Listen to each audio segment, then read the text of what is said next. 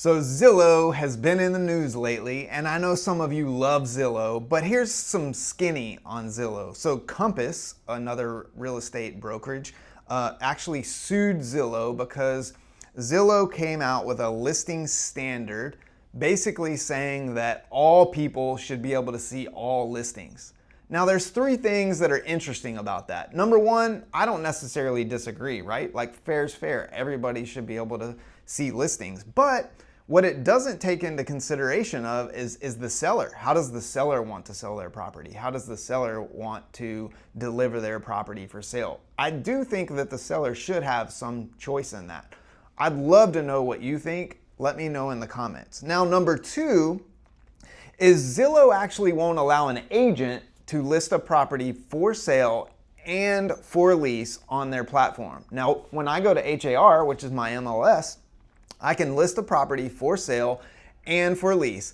And the way Zillow works is that the MLS around all MLSs around the country that data is actually pulled over to Zillow. So Zillow is purposefully blocking the fact that you, Mr. and Mrs. Seller, want to sell and lease your property at the same time. Zillow blocks you from doing that. So if you go back to their listing standards and their concept of everybody should see all properties, they're actually breaking their own rules when it comes to both listing a home for sale and for lease. And so number three, and this one really chaps my tail, is Zillow actually has a portal where the consumer, the end user, can not have an agent and they can go on and post a property for rent on their property or on their website. It's called Zillow Rentals, and I can go on and use it too.